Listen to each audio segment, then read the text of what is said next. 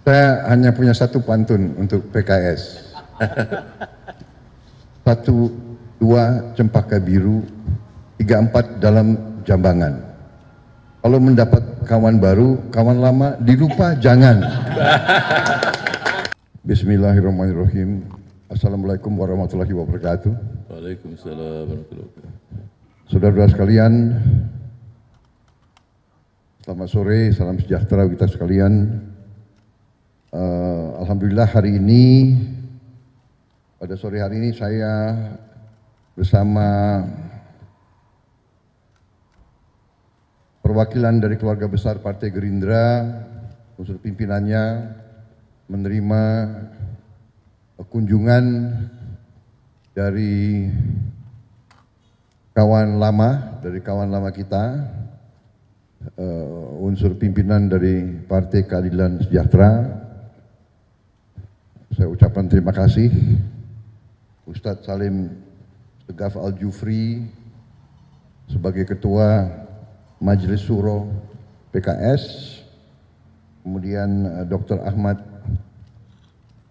Heriawan sebagai pelaksana harian Presiden PKS, karena Pak Saiku sedang kampanye di Jawa Barat. Hadir Sekretaris Jenderal, Bendahara Umum, dan unsur pimpinan semuanya. Sekali lagi terima kasih kehadiran di Kartanegara ini mengingatkan kita masa-masa dahulu. Kita juga mulai kerjasama politik kita, katakanlah persekutuan kita mulai dari Kartanegara ya sekian tahun yang lalu, gitu Pak ya. 2000 berapa? 14 ya? 14 ya. Jadi kita dulu bukan sekutu tapi segajah. Dan kemarin kita mereka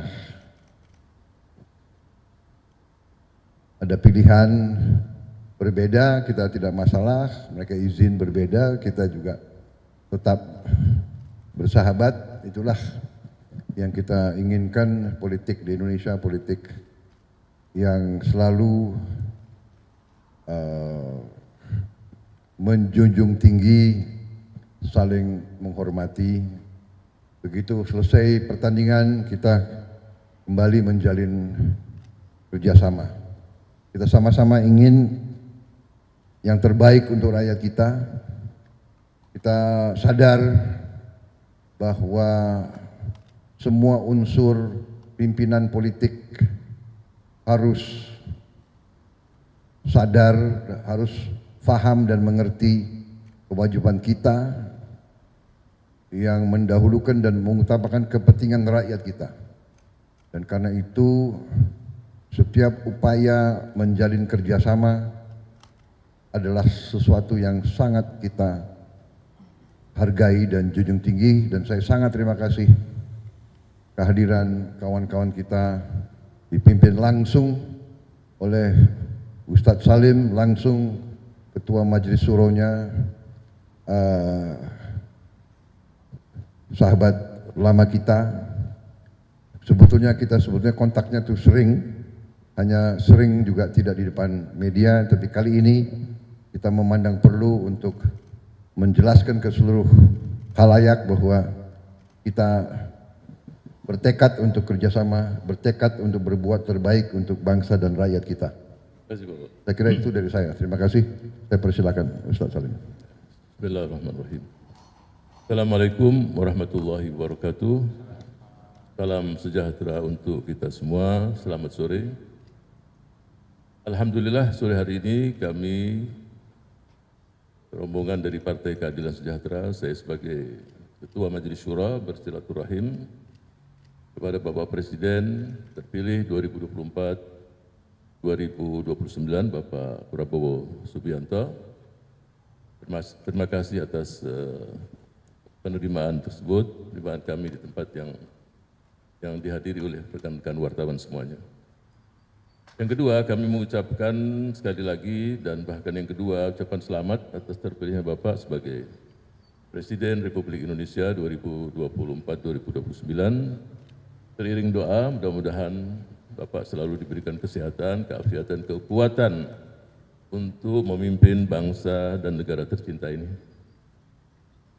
Rekan-rekan wartawan yang saya hormati, tadi sudah dijelaskan hubungan PKS dengan Bapak Prabowo Subianto, Partai Gerindra, hubungan yang sangat panjang dan sangat dalam, bahkan terbangun satu hubungan batin yang sangat erat sekali. Tahu dilempar di Pantai Belawan, rame berterbangan burung merpati. Jauh sudah kami berjalan, namun hubungan yang indah tersebut tetap di hati kami. Jadi hubungan batin ini tidak bisa dilupakan. Olehnya itu, kehadiran kami di sini ada beberapa hal yang kita bahas tadi. Yang pertama tadi sudah dijelaskan, kita selalu akan mengokohkan persatuan dan kesatuan bangsa yang mewujudkan stabilitas politik nasional yang kokoh dan kuat untuk bersama-sama kita menghadapi semua tantangan dari dalam maupun dari luar negeri. Yang kedua, untuk mewujudkan cita-cita pendiri bangsa di negara yang sangat majemuk ini, tidak mungkin dikelola oleh 1-2 kelompok saja, tapi seluruh komponen bangsa harus bersama-sama dengan niat yang ikhlas, hati yang benar-benar punya keinginan yang luar biasa untuk bersama-sama kita menghadapi permasalahan-permasalahan tersebut. Yang ketiga, kalau kita melihat situasi dunia, ya semua kita melihat bagaimana kondisi yang cukup memprihatinkan, situasi yang tidak menentu, masalah ekonomi, masalah keamanan, semua itu membuat kita harus membuat kita semakin solid.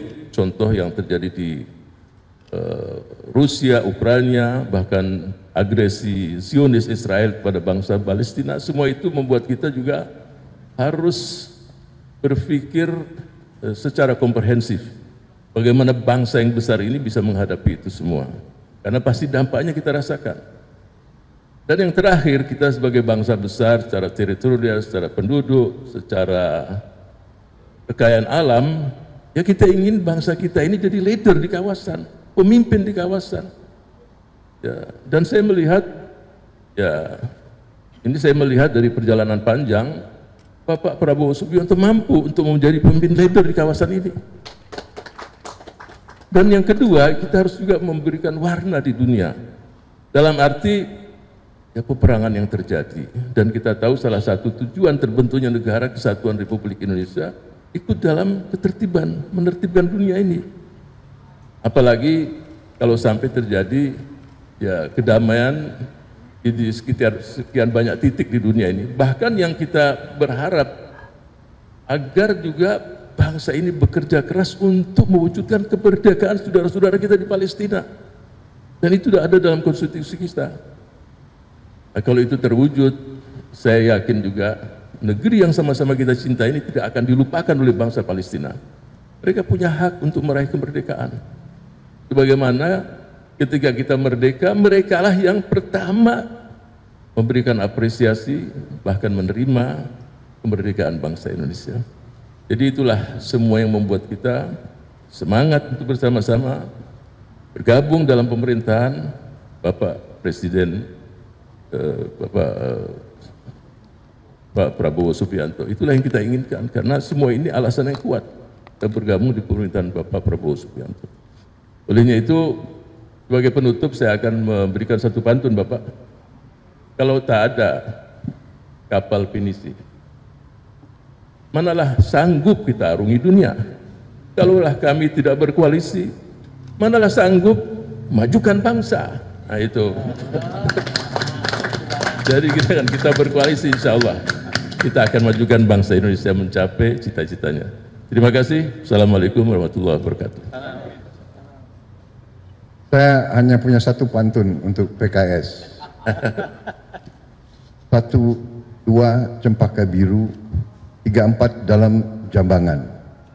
Kalau mendapat kawan baru, kawan lama dilupa jangan.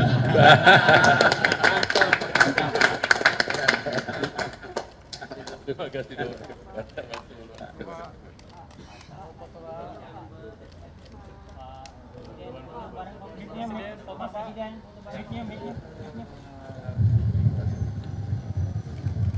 Terima kasih semuanya.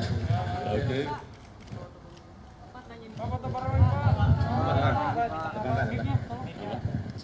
Tanya jangan susah-susah ya tanyanya. Ayo, ya. Bapak bertanya di luar dari agenda kita pada hari ini. Rencananya kan Bapak akan melakukan secara langsung menguji kelayakan menteri-menteri Bapak itu. Bagaimana prosesnya, Pak?